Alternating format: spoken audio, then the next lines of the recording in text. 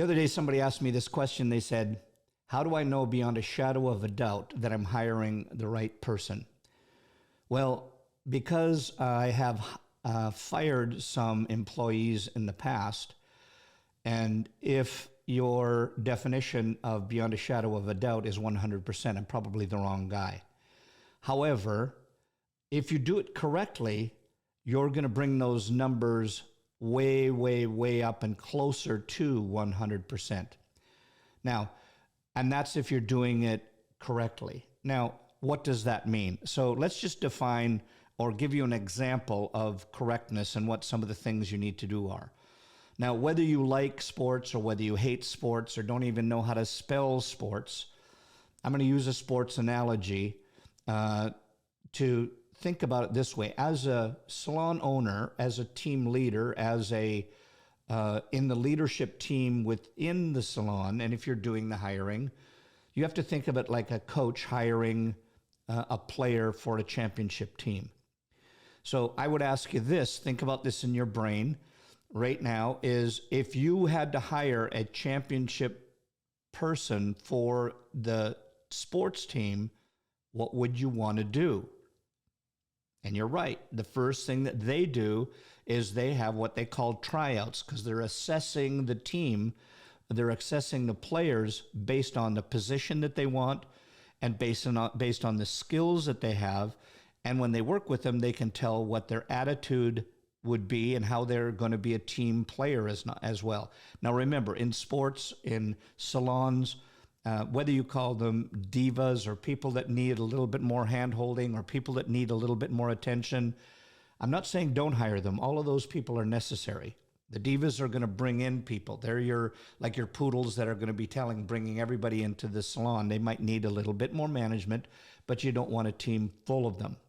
Now, here's what I will tell you, and I'm kind of mixing metaphors because I'm talking about sports, and I'm asking you to think about Lady Gaga.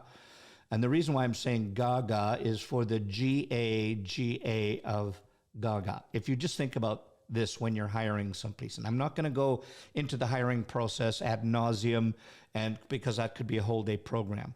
But to give it to you in a nutshell, think G-A-G-A, Gaga. G is goals. What are their goals that they have, and do they align with what yours are? Do they align with the position that you're looking for? If you're trying to find an associate, then is that associate, do they have a part of humility about them? Or do they have some acceptance? Are they willing to take coaching? When you talk to them about something, are they defensive? Just remember, none of those are bad things.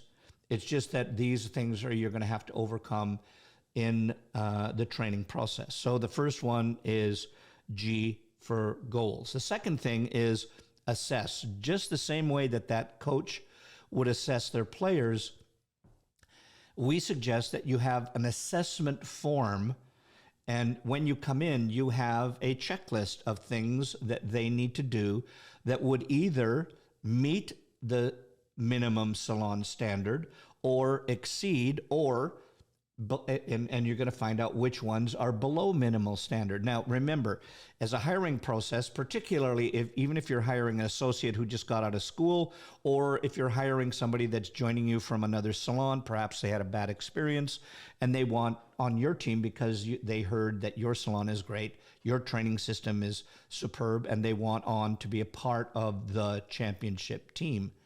Now, when you're assessing them, right in our accelerated associate program, we have a hiring process. We have a hiring sheets that we have where you have a checklist that you run down, and then we also have an explanation of exactly what that scoring system is. I'm going to talk a little bit more about that. If you want it, I'm going to tell you how to get that just in a little bit later.